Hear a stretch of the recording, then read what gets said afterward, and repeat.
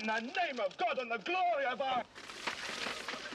The image is iconic, a knight in armor clanking along on foot while his servant walks behind, banging two coconuts together to mimic the sound of a horse. For those who were there, who saw this strange, surreal British comedy in packed theaters in the mid-70s, it's a perfect time capsule. Back when jokes were handmade, budgets were microscopic, and everyone was in on the joke together, experiencing the chaos collectively. But what almost nobody realized back then was how close this film came to collapsing under financial disaster, illness, and sheer physical danger. Every line of dialogue, every absurd image was forged in pain and constraint before modern safety nets, before everything went digital and easy. These are 20 facts about Monty Python and the Holy Grail that reveal what was really happening behind the jokes. Fact number 1. The coconuts weren't just a gag, they were a financial necessity. The original vision for the film was full knightly grandeur, sweeping medieval spectacle, and real horses. This was before studio backing became the standard, when independent film still meant true shoestring budgets. But when the team saw the final numbers, they understood immediately. Horses were impossible, not even a few for close-ups. So, instead of trying to fake it with cheap stand-ins, they leaned into the poverty, mocking their own limitation. The coconuts became the sound effect, and the absurd image of knights trotting on foot became one of the most recognizable running jokes in film history. A massive budget problem turned into the movie's calling card, proving that creativity matters more than cash. Fact number 2. The microscopic budget came from rock and roll royalty. In the mid-70s, long before every quirky idea could find a streaming investor, British studios weren't lining up to fund a surreal Arthurian spoof. This was an era before cult films were guaranteed moneymakers, when a crazy idea was just a crazy idea. So the Pythons turned to people who understood cult followings and risk: rock musicians. Members of Led Zeppelin, Pink Floyd, and Jethro Tull put money into the project, treating it almost like a crazy side bet, or perhaps a tax write-off. The film that would later be quoted in pubs for decades began life as a kind of rock-funded experiment, a dangerous, low-stakes gamble on shared cultural madness. Fact number 3. The landscape was mostly Scotland, and permissions nearly sank the chute. The production couldn't afford proper, elaborate sets, so they relied entirely on real, ancient castles. This was before location managers had endless budgets, when you still had to beg and borrow to get a shot. But Scotland's weather was brutal, the schedule was tight, and permissions were fragile, often tied to local council favor. Anytime a location was lost due to a sudden restriction, the crew was sunk. This is why the same 3 or 4 stone walls and towers were shot from countless different angles and dressed as entirely different fortresses. What looked like an expansive medieval kingdom on screen was actually a clever trick of the lens, reusing stubborn stone until it gave up everything it could. Fact number 4. The armor was plastic and made every day feel like slow torture. Real heavy metal armor was out of the question. Too expensive, too heavy, and too dangerous for the performers. So, the team used pieces of plastic and cheap materials that still didn't move well. This was back when costumes were made to look right on a budget, not to be comfortable. Under those faux metal shells, the actors sweated through long days in damp, cold Scottish weather, walking up hills, running across fields, and pretending to charge into battle. The joke was that they were ridiculous pretend knights, but the reality was long hours of genuine discomfort and gear that never quite fit right or breathed properly. The cost of comedy was often physical suffering. Fact number 5. The famous opening credit jokes were a desperate response to a short runtime. The spiraling breakdown about Moose and the fake subtitles, what most people took as pure Python meta absurdity, weren't part of some grand intellectual plan at the start. They were, once again, a response to practical limitations. The actual film was running short, and they desperately needed to pad the runtime without filming expensive new scenes. This was before digital editing, when stretching a film meant finding minutes wherever you could. So, they attacked the credits themselves, filling them with nonsense, fake Norwegian translations, and a spiraling joke about handlers. It was a clever, cheap way of stretching every precious minute of footage they had into a feature-length experience. Fact number 6. Graham Chapman was holding the film together while barely holding himself together. Graham Chapman, playing the calm, authoritative King Arthur, was the anchor of the ridiculous universe. But at that point in his life, he was a heavy drinker, struggling intensely with alcohol dependency and anxiety. This was a time before mental health was openly discussed on film sets, when actors were often left to manage deep personal struggles in private. He would sometimes arrive on set hungover or shaky, needing help to get through scenes. Yet the other pythons have described how he could still snap into performance mode and deliver that perfectly steady Arthur voice, even when his hands weren't. The king of this absurd world was a man walking a very thin, personal line. Fact number 7, the mud village scene was even more disgusting than it looked on screen. The famous scene where peasants debate anarcho-syndicalist communes in the filth was visually disgusting, but the reality was worse. The mud wasn't just clean, movie-friendly sludge. The crew mixed all sorts of materials to create the right texture and look, and the smell was not part of the comedy. Extras spent hours covered in the muck, shivering and waiting between takes in genuinely miserable conditions. Back when production values meant making something real, the actors delivering some of the sharpest dialogue in the film were genuinely filthy and uncomfortable. That argument about political systems plays like pure wordplay, but it was delivered from a place of genuine cold misery. Fact number 8, the Black Knight fight was technically fragile and physically demanding. The Black Knight fight, limbs flying, blood spraying, is remembered as pure cartoon violence, but none of it came from digital tricks. This was back when practical gags meant precision, harnesses, and physical risk. Every gag required timing, props, and careful choreography. 2 different performers split the role, one for close dialogue, another for the physical, one-legged work. Under the armor, they had very little visibility, and every step was a small risk. One mistimed move, and someone hit the ground wrong. Armor first, with nothing to cushion the fall, but stubbornness and hope. It's a testament to the era that they achieved such visual chaos with real physical labor.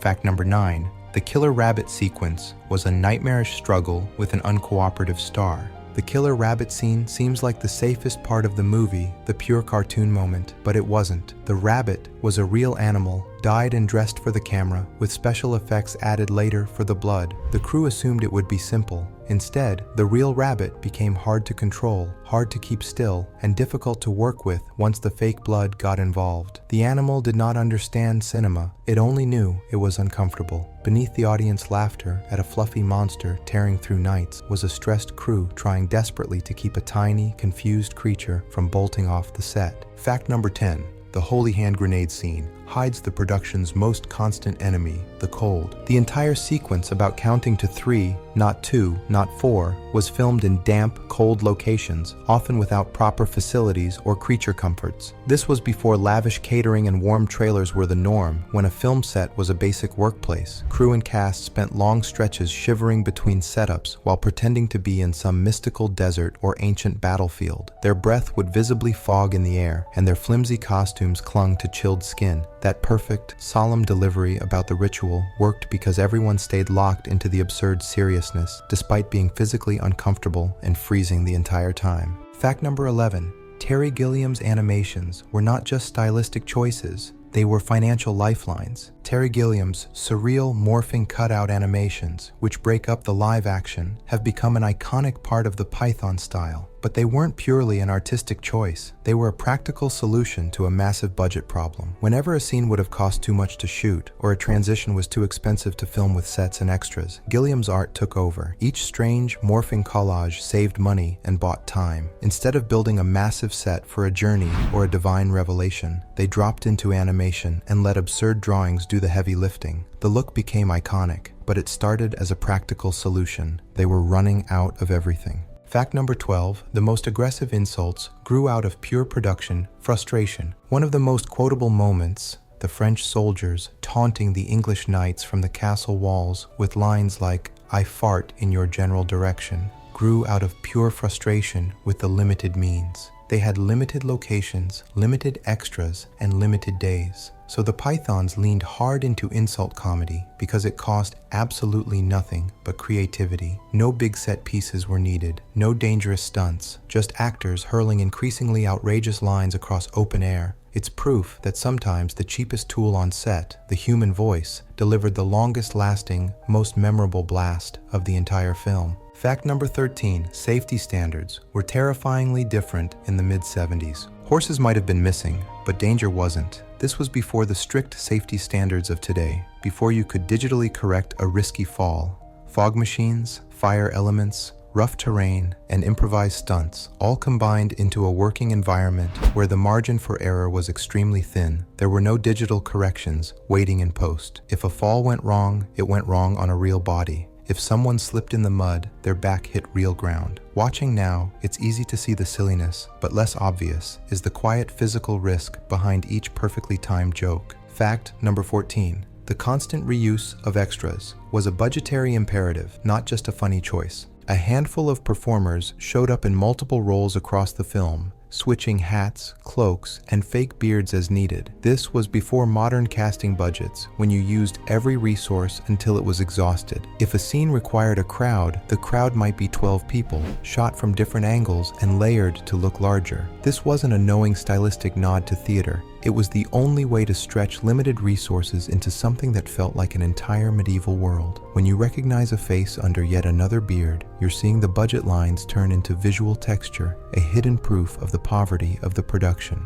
Fact number 15. The abrupt ending was a clever way to avoid paying for a final battle. The famous, almost rude ending, with modern police cars and uniforms crashing in to cut the story off mid-battle, came partly from exhaustion and severe limitation. They didn't have the money to stage a massive final confrontation, with armies crashing into each other in epic style. This was before CGI allowed directors to paint armies onto the screen cheaply. Instead of trying and failing to stage it, they pulled the plug on the story itself. The world of knights and myths is smashed open by mundane, modern reality. It's a perfect, absurdist punchline, but it was also a supremely clever way to avoid paying for a climactic scene they couldn't afford to shoot properly. Fact number 16. For many making it, this film was a line drawn between two eras. The core Pythons were still young, still willing to physically torture themselves for comedy, still living in a Britain where television sketch shows led to mad feature films on shoestring budgets. This film sits right at that point, before bigger money, before international deals, before safety nets and corporate structures took over. If it had failed, it would have been remembered as an odd, cheap experiment. Instead, its unlikely success gave them permission to keep pushing, even as the industry slowly moved away from this kind of risky, handmade chaos. It was one of the last true Wildcat productions.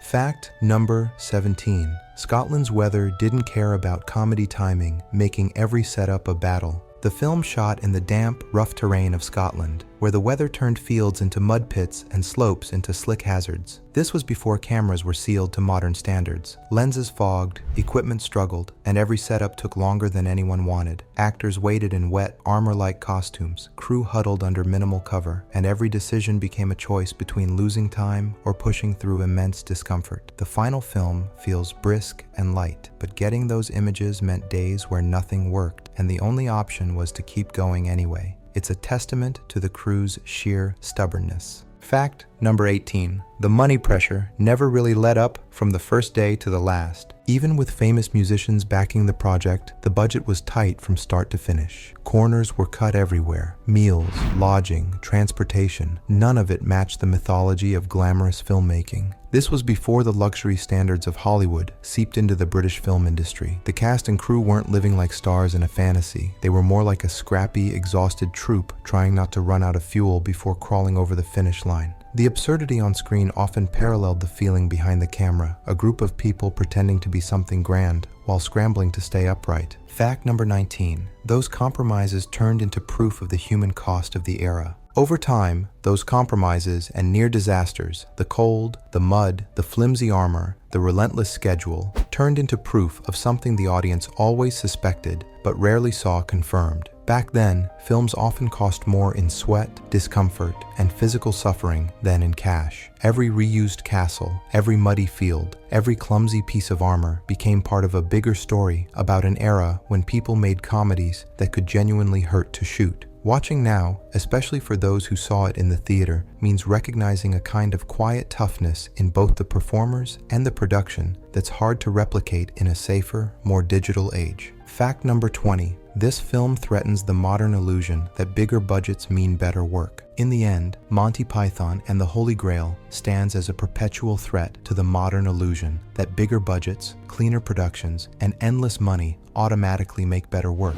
This film was built on almost nothing. No real horses, no luxurious sets, no comfortable conditions. It survived on stubbornness, risk, and a willingness to turn every crushing problem and financial limitation into a brilliant joke. The result is a movie that still lives in memory decades later, quoted, rewatched, and passed down. For anyone who remembers seeing it when theaters were full and laughter rolled from front row to back, it's proof that their era produced something rough, absurd, and strangely enduring, forged out of discomfort and constraint, and strong enough to outlast the world that made it. It was built on nothing but sheer, bloody-minded chaos and a refusal to take anything seriously, including the filmmaking process itself. Back when a movie could be funded by a few rock stars and shot in miserable conditions in Scotland, before every cultural moment was analyzed to death, this film just appeared. It wasn't perfect, it was messy, it was cold, and it was dangerous. But audiences who packed the theaters back then, before streaming fragmented how we watch forever, understood immediately. They just saw magic, not realizing the price paid in mud and exhaustion. For those who remember that collective experience, the sight of a knight trotting with coconuts remains a sign that sometimes the greatest art is forged in the deepest hole. If the chaotic journey of Monty Python and the Holy Grail is a story you remember, you might be interested in the hidden history of the film that defined a generation,